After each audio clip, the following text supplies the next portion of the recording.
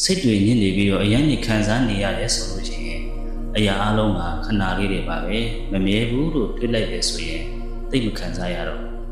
ဒီတွေးလေးကဘာမှမဟုတ်ဘူးဆိုပေမဲ့ခံစားနေရတဲ့အချိန်ပူလောင်နေရတဲ့အချိန်မှာဘယ်ရမှမမြဲဘူးတစ်ချိန်ချိန်တော့ပျက်စီးသွားကြမှာပဲဆိုတဲ့အတွေးလေးမမြဲဘူးအနိစ္စလို့တွေးလိုက်တာအခက်အခဲတွေပြဿနာတွေအဆင်မပြေမှုတွေစိတ်ဆင်းရဲမှုတွေကိုအနေနဲ့အများပျောက်ကင်းသွားစေနိုင်တယ်။အရာအလုံးကအချိန်တန်တော့လည်းပြီးဆုံးသွားတာပါပဲ။ဘလို့ဒုက္ခပဲဖြစ်စေကောင်းတာပဲဖြစ်စေဆိုးတာပဲဖြစ်စေတစ်သက်လုံးအမြဲတမ်းတည်ရှိနေတာမှမဟုတ်တာ။ဘလို့အချိန်တွေမှာပဲဖြစ်ဖြစ်တည်တည်ငြိမ်ငြိမ်နဲ့ကြော်ဖြတ်နိုင်ဖို့ကသိကိုအရေးကြီးတယ်။အစင်မပြေတဲ့အချိန်ဒုက္ခရောက်နေတဲ့အချိန်မှာလည်းပဲဘာလို့ငါကြမှာဖြစ်ရတာလဲဆိုပြီးတော့အသေးအတန်တွေယူကျုံမရတွေဖြစ်ပြီးတော့ခံစားမနေနဲ့တဲ့အရာအလုံးဆင်ပြေနေတဲ့အချိန်မှာလည်းပဲတရားလက်လွတ်ပြီးတော့လုံလုံကဲကဲနဲ့မပျော်မိအောင်နေတဲ့စိတ်ကိုတည်ငြိမ်အောင်ထားပါတဲ့စိတ်ထဲမှာတည်ငြိမ်နေဖို့စိတ်အေးချမ်းနေဖို့ဆိုတာကလည်းပဲတာမန်စိတ်ထားနဲ့မရဘူးတကယ်ကိုရှင်ထဲမှာတရားတက်ခံများများရှိထားတဲ့သူတရားတော်တွေကိုအမြဲတမ်းနာကြားလိုက်နာကျင့်သုံးနေတဲ့ပုဂ္ဂိုလ်မှသာလည်းပဲ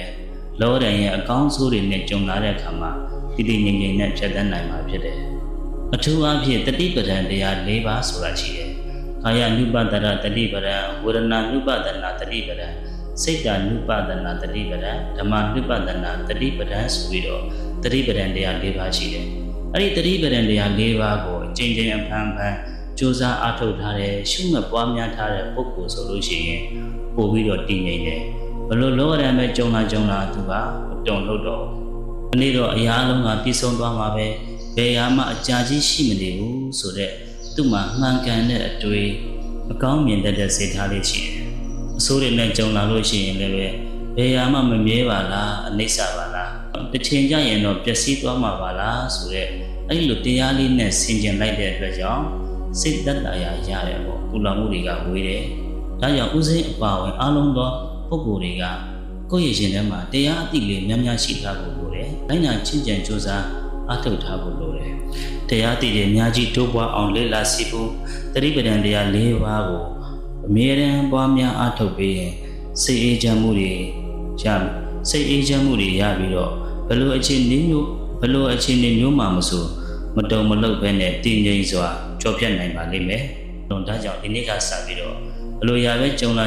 ဘလို့ပြဿနာပဲဖြစ်ပါစေဘလို့အခက်အခဲတွေနဲ့ပဲကြုံလာပါစေဒီခက်ခဲတွေဟာအမြဲတမ်းတည်ရှိနေမှာမဟုတ်ဘူး။ဒီနေ့ကျရင်တော့အရာအလုံးကပြီးဆုံးသွားမှာပါလား